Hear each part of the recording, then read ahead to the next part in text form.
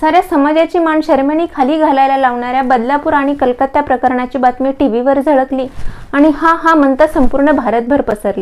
तर ठाणे जिल्ह्यामध्ये एक धक्कादायक घटना घडली आहे। बदलापूरमधील एका शाळेमध्ये लहान मुलीवर लैंगिक अत्याचार झाल्याची धक्कादायक बाब आता समोर आली आहे। अनेक संघटनांनी मोर्चे काढले, निषेध नोंदवले, वर्तमानपत्रांचे मथळे विकृत बातम्यांनी सजले। या सर्वांचा एकच केंद्रबिंदू होता, तो म्हणजे भारतातील महिलांची सुरक्षितता। महिलाओं को कितनी इज्जत है। बंगाल में जहां महिलाओं को देवी का रूप माना जाता है, वहां एक महिला डॉक्टर के साथ जो हुआ वो सुनकर यू विल बी शॉक्ड। दुर्दैवाने भारतामध्ये क्राइम्स अगेन्स्ट वुमन ही काही नवीन गोष्ट नाही। एनसीआरच्या रिपोर्टनुसार महिलांवरती होणाऱ्या अत्याचाराविषयी 2022-23 मध्ये जवळजवळ 4,500 केसेस रजिस्टर झाल्या आहेत। म्हणजे बघा, तासाला 51 केसेस रजिस्टर झाले आहेत। हे तर झालं रजिस्टर झालेल्या गुन्ह्यांची संख्या। आपल्या भारतामध्ये या समाजाच्या भीतेपोटी किंवा आपल्याच घरच्यांच्या भीतेपोटी असे कित्येक गुन्हे आहेत की जे लपवले जातात आणि ह्याची संख्या तर नक्कीच याच्या दुप्पट असेल। ह्याबद्दल तर विचार सुद्धा करवा। पण हे गुन्हे घडतात तरी का? या मागचं कारण तरी काय आहे? आपल्याकडे स्ट्रॉंग लॉज नाहीयेत, अंमलबजावणी होत नाहीये का मेंटॅलिटीचा इश्यू आहे? आणि या सगळ्याचं सोल्युशन काय आहे हे आपण आजच्या व्हिडिओमध्ये जाणून घेणार आहोत। नमस्कार, मी ॲडव्होकेट रोहिणी साळवे आपणा सर्वांचं या व्हिडिओमध्ये मनपूर्वक स्वागत करते। अशा संवेदनशील आणि कायदेविषयक माहिती जाणून घेण्यासाठी माझ्या चॅनेलला नक्की आणि हो, आजच्या या व्हिडिओमध्ये मी एक वकील म्हणून नाही तर एक आई म्हणून तुमच्या समाजामध्ये एक महत्त्वाचा मुद्दा ऐरणीवर आहे, तो म्हणजे आम्हाला आमच्या मुलींना घराबाहेर पाठवायची सुद्धा भीती वाटू लागली। तर नॅशनल क्राईम रेकॉर्ड संघटनांच्या विविध अभ्यास आणि अहवालानुसार जवळ 90% प्रकरणामध्ये आरोपी हा एकतर घरचा किंवा ओळखीच्या पैकीच कोणीतरी असतो। महत्वाचं म्हणजे काय आहे तर समाजामध्ये सगळीच माणसं काही वाईट नसतात। चांगली माणसं जास्त आणि वाईट माणसं कमी प्रमाणात आहेत। परंतु याच वाईट माणसामुळे समाजातील सगळ्या पुरुष जातीला आपण आरोपीच्या पिंजऱ्यात नेऊन उभं करतो। सामान्यपणे असे व्यसनाधीन वृत्ती असलेले आरोपी आपली इच्छा साध्य करण्यासाठी सॉफ्ट टार्गेट असलेली मुले शोधत असतात, ज्याला आपण धीमी किंवा एकलकोंडी होत नाहीत किंवा जास्त कोणाला बोलत नाही, ते एकटे अलिप्त राहणारी मुलं असं सुद्धा म्हणू शकतो। म्हणजे बघा, प्रत्येक पालकानं आपल्या मुलांबरोबर दैनंदिन संवाद साधणं किती गरजेचं आहे। टच म्हणजे काय, बॅड टच म्हणजे काय, हे प्रत्येक पालकानं आपल्या पाल्याला अगदी व्यवस्थित बसवून समजून सांगितलं पाहिजे। एखाद्या फॅनवाल्या काकाने त्याच्या डोक्यावरून हात फिरवला, काय रे बाळा असं म्हटलं तर आरडाओरडा न करता त्यांना तुम्ही अगदी सांगितलं पाहिजे, छातीला, पोटाला, मांडीला बिलकुल हात लावायचा नाही। त्यामुळे कुठे आरडाओरडा करायचा किंवा कुठे शांत बसायचं हे तुमच्या मुलांना अगदी व्यवस्थित समजलं। आता सगळ्यात मोठी समस्या म्हणजे डोमेस्टिक व्हायलन्स। संस्थेने केलेल्या सर्वेक्षणानुसार जवळजवळ 78% बलात्कार केलेल्या गुन्हेगारांनी लहानपणीच पॅरेंटल व्हायलन्सचा सामना केलेला होता। त्या गुन्हेगारांच्या लहानपणी त्यांच्या पालकांमध्ये खूप मोठ्या प्रमाणात वाद असायचे। त्यांच्या आईला सतत मारहाण आपली आई एकांतात तासून तास रडत असते, कोणाला कधी प्रत्युत्तर करत नाही। त्याचबरोबर तिच्या समवेत अत्यंत वाईट पद्धतीने तिच्याच नवऱ्याकडून लैंगिक शोषण सुद्धा होत असायचं। आणि हे सगळं त्या लहान मुलांच्या मेंदूवरती इतकं विचित्रपणे बिंबलं गेलेलं होतं। आणि याची सुरुवात इथेच कुठेतरी पालकांना ही काळजी घेतली पाहिजे की आपल्या लहान मुलांसमोर कुठली गोष्ट बोलायची, कुठली गोष्ट बोलायची नाही, कुठलं वातावरण क्रिएट करायचं की ज्यामुळे आपल्या मुलांच्या मनावरती वाईट परिणाम होणार नाही। वातावरण पुढे जाऊन त्याचे किती दुर्गामी परिणाम होतात हे या अहवालानुसार सिद्ध झालेलं आहे। आई वडील ते रोज भांडताना बघायचे। रोज वडील दारू पिऊन येऊन मग आईला मारतात, आई निमूटपणे हे सगळं सहन करते, एकटीच एकांतात बसून रडते, अन्याय अत्याचार सहन करते, कोणालाही काही बोलत नाही। स्त्री म्हणजे फक्त एक उपभोगाची गोष्ट आहे, हे सगळं त्या लहान मुलाच्या मनावर बिंबत असतं आणि याची सुरुवात इथेच कुठेतरी होते।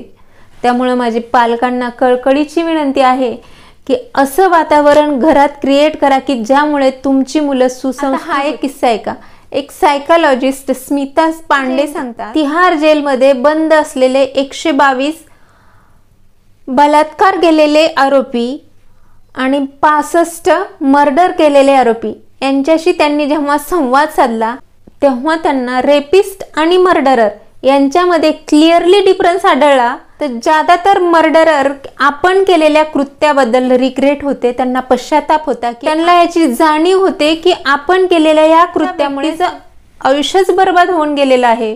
तर दुसरीकडे ज्यादातर रेपिस्ट मध्ये त्यांना आपण केलेल्या कृत्याबद्दल थोडा सुद्धा पश्चाताप नव्हता. त्यामुळे ही गोष्ट इथे प्रकर्षाने जाणवते. 70% रेपिस्ट हे रिपीट ऑफेंडर्स होते. पण प्रश्न हा आहे की ह्या रेपिस्टला पश्चाताप का बरं होत नाही. त्यांनी त्यांच्याशी संवाद साधला, त्यांच्या असं लक्षात आलं की मुळात ह्या रेपिस्टची स्त्रियांबद्दल अत्यंत गलिच्छ असे विचार त्यांचे होते. टॉक्सिक मस्क्युलिटी, पॅट्रियलर कल्चर, की जिथे महिलेला एक स्वातंत्र्य मनुष्यापेक्षा इन्फिरियर सब वुमन्स म्हणून पाहिलं जातं. सेक्शुअल अब्यूज ही फक्त आपल्याला एक घटना दिसते. त्या अगोदर संपूर्ण स्त्री जातीकडे त्या मुलांचा पाहण्याचा दृष्टिकोन कसा आहे ते पाहणं खूप गरजेचं आहे. प्रत्येक पुरुषानं प्रत्येक स्त्रियांकडं आदरपूर्वक बघितलं पाहिजे, आदरपूर्वक वागलं पाहिजे आणि स्त्रियांचा आदर केला पाहिजे. कारण ह्या सगळ्या गोष्टी तुमच्या घरातली लहान मुलं अगदी जवळून पाहत असतात आणि हे सगळे संस्कार हळूहळू त्यांच्या बालमनावर होत जातात.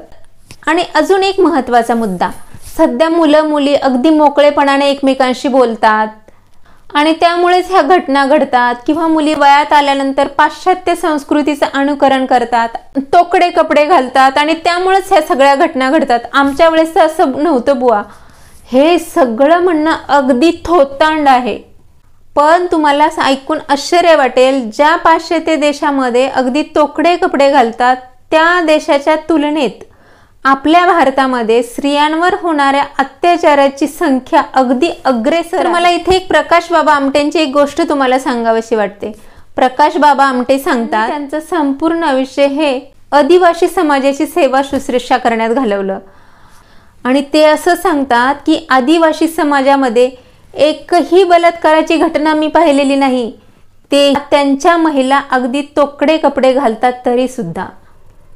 म्हणजे बघा, आपल्या सुशिक्षित समाजापेक्षा हा समाज कितीतरी पटीने सुसंस्कृत आहे. तोकडे कपडे, पाश्चात्यांचं अनुकरण हे अगदी थोतांड आहे. ज्या मुलीवर बदलापूरमध्ये अतिप्रसंग करण्यात आला ती मुलगी अवघ्या 4 वर्षांची होती. म्हणजे स्त्री म्हणून तिचे अवयव सुद्धा डेव्हलप झालेले नाहीये. परिस्थितीमध्ये त्या नराधमाला त्या लहान लेकरामध्ये असं प्रक्षोभासारखं काय दिसलं. मुळात अशी घाणेरडी प्रवृत्ती असलेल्या माणसाला समोरच्या व्यक्तीचं वयच दिसत नाही. कारण अगदी 2.5 वर्षाच्या लहानग्या पोरीला तिच्या आजीच्या कुशीतून काढून घेऊन तिच्यावर अतिप्रसंग करण्यात मध्ये भर दिवसा भर वस्तीत एका 6 महिन्याच्या तहाण्या बाळावर सुद्धा अतिप्रसंग करण्यात आले. अनुकरण करते त्यामुळे ह्या घटना घडतात हे म्हणणं अगदी साफ चुकीचं आहे. यानंतर एक सर्वसामान्य पण अगदी महत्त्वाचा मुद्दा, मुलगी वयात आली की तिला मासिक पाळी येते आणि वयात आल्यानंतर आपल्या शरीरामध्ये नेमके काय बदल होतात ते तुम्ही आई वडील म्हणून, शिक्षक शिक्षिका म्हणून आणि मुलांना सुद्धा समोर बसून सगळे अडपडदे बाजूला ठेवून समजवून सांगितलं पाहिजे की ज्याप्रमाणे शी येणं, सू येणं जसं नैसर्गिक आहे त्याचप्रमाणे मासिक पाळी येणं सुद्धा नैसर्गिक आहे. निसर्गाने मानवाच्या पुनर्निर्मितीसाठी महिलांवर टाकलेली ही कितीतरी मोठी जबाबदारी आहे आणि त्यासाठी मासिक पाळी येणं किती गरजेचं आहे हे अगदी तुम्ही अभिमानाने सांगितलं पाहिजे. नाहीतर इथे हात लावू नको, तिथे हात लावू नको, याला शिवू नको, त्याला शिवू नको. सुशिक्षित समाजानं हे डोम मांजवणं पहिलं थांबवलं पाहिजे. अजून एक मुद्दा, मुलं मुली वयात आले की एकमेकांविषयी आकर्षण वाटणं ही एक स्वाभाविक गोष्ट आहे. रिलेशनशिपमध्ये येणं, गुंतत जाणं, गोष्टी अवघड तेव्हा होतात जेव्हा रिलेशनशिपमध्ये काहीतरी विपर्यासात्मक घडतं. आई वडिलांना या गोष्टीची कुमकुम लागते. मुलं मुली या टॉक्सिक रिलेशनशिपमध्ये गुंतून राहिलेले असतात आणि या मेंटल टायमामुळे मुली ज्या असतात त्या अगदी गांगरून जातील आपलं शिक्षण बंद होईल, आई वडील आपलं लग्न लावून, याच भीतीमुळे काही मुली आत्महत्या सुद्धा करतात। यावेळी एक आई वडील म्हणून आपल्या मुलांना आपण समजून घेतलं पाहिजे। कितीही वाईट परिस्थिती आली तरी या दलदलीमधून तुम्हाला बाहेर काढण्याची जबाबदारी आमची आहे। नाहीतर आपल्या समाजामध्ये तू आमचं नाक कापलंस, आमच्या कुळाला बट्टा लावलास, हे उत्तर तुमच्याकडून अपेक्षितच नाही। तुम्ही त्यांच्या मनामध्ये हा विश्वास निर्माण केला पाहिजे की तुझ्यावर कितीही संकट आलं तरी त्या दलदलीतून बाहेर काढण्याची जबाबदारी आमची आहे, हा विश्वास त्यांच्या मनात निर्माण केला पाहिजे। कायदे स्ट्रॉंग नाहीत, यंत्रणा काम करत नाही किंवा फिर्याद लिहून घेतली नाही, पोलीस वेळेवर, हे सगळे प्रॉब्लेम आहे। पण माझ्या दृष्टिकोनातून सगळ्यात मोठा प्रॉब्लेम म्हणजे समाजाची असणारी मेंटॅलिटी। आणि अजूनच क्लिअरली सांगायचं झालं तर समाजामध्ये नसलेली सभ्यता। मला नाही वाटत की एक माणूस एकाच वेळी अगदी मोठा गुन्हा करू शकतो। तो आधी अगदी छोटे छोटे गुन्हे करतो आणि त्या गुन्ह्याला जर शिक्षा मिळाली नाही तर त्याला मोटिवेशन मिळतं मोठा गुन्हा करण्यासाठी। त्यामुळे जर आपल्याला समाजातील मोठे गुन्हे रोखायचे असतील तर आपली सहनशीलता कमी करून गुन्ह्याचं रिपोर्टिंग वाढवलं पाहिजे। पोक्सो कायदा, तर पोक्सो कायद्याविषयी आपण अगदी थोडक्यात समजून घेऊया। मुलीवरती जे अन्याय अत्याचार केले जातात त्याला प्रतिबंध करण्यास, तसेच गुन्हेगाराला कठोरातलं कठोर शासन करण्यासाठी हा कायदा 2012 मध्ये अस्तित्वात आला। तर सेक्शन 2D नुसार 18 वर्षाखालील कुठल्याही मुला मुलींना, अगदी ट्रान्सजेंडरला सुद्धा हा कायदा ॲप्लिकेबल आहे। ह्या कायद्याच्या काही महत्त्वाच्या तरतुदी आपण पाहूयात।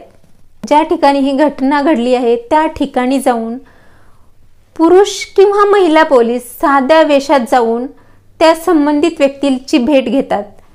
ती संपूर्ण घटना अगदी गोपनीय ठेवतात। ते अगदी न्यायालयात सुद्धा आरोपी आणि फिर्यादी समोरासमोर येणार नाहीत याची सुद्धा दक्षता घेतली जाते। पोलीस हे वाईटच असतात, भ्रष्टच असतात, ही गोष्ट तुम्ही अगोदर मनातून काढून टाका। सगळेच पोलीस काय वाईट नसतात। त्यामुळे पीडित व्यक्तीची खाजगी बाब इतरांना समजेल हा न्यूनगंड मनातला पहिला काढून टाका। आणि पोलिसांचा ससे मारा आपल्या मागे लागेल, त्यामुळे अन्याय आणि अत्याचार तर बिलकुल सहन करू नका। तर आजचा व्हिडिओ तुम्हाला कसा वाटला हे मला कमेंट करून सांगायला विसरू नका। आवडला तर शेअर करा, लाईक करा, माझ्या चॅनलवर नवीन असाल तर सबस्क्राईब करायला देखील विसरू नका। पुन्हा भेटूया अशाच एका नवीन व्हिडिओमध्ये।